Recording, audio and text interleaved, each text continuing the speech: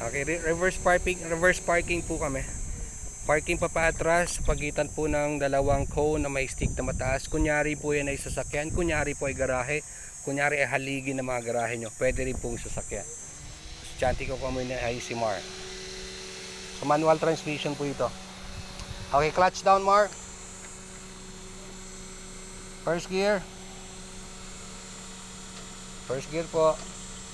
Wala pong tayong gagamitin na clutch na gas ha. Clutch pedal lang. Angat yung clutch ng dahan-dahan. Gagalaw na po yan ng dahan-dahan. Yung side mirror mo sa right, itapat mo doon sa pangalawang cone na may mataas na stick. Pangalawang cone, mataas na stick.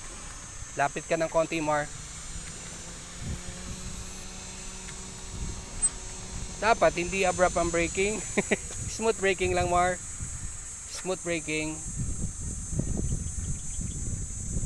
Okay, yan po. Sa perspective ni Mar, nakatapat na. Ayun po yung kanyang stick.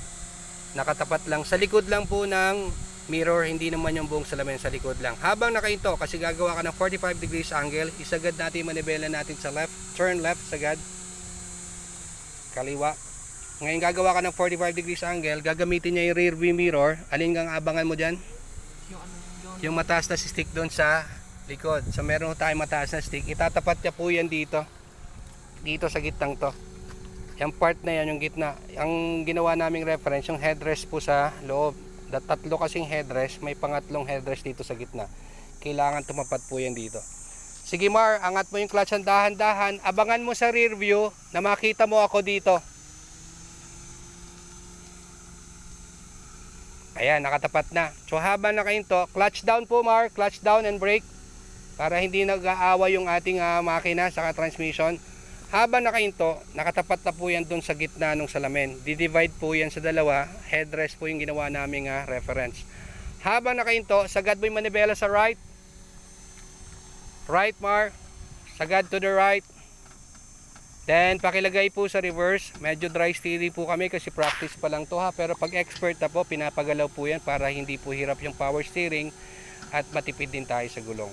Sa ngayon, dry steering muna kasi practice to. Okay, dahan-dahan lang tayong atras. Check mo left and right. Hintayin yung 12 o'clock position. And stop. Okay. Habang nakahinto ka, naka-clutch down, di ba?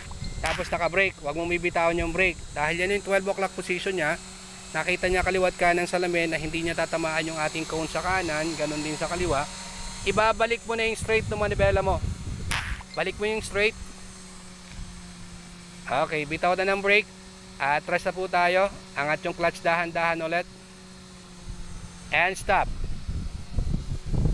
So ganun ho kami pag pumaparada, practice ng reverse parking. Yan ay konting dagdag driving tips and tricks sa ating mga new driver and student driver. Drive and keep safe always. Mabuhay po.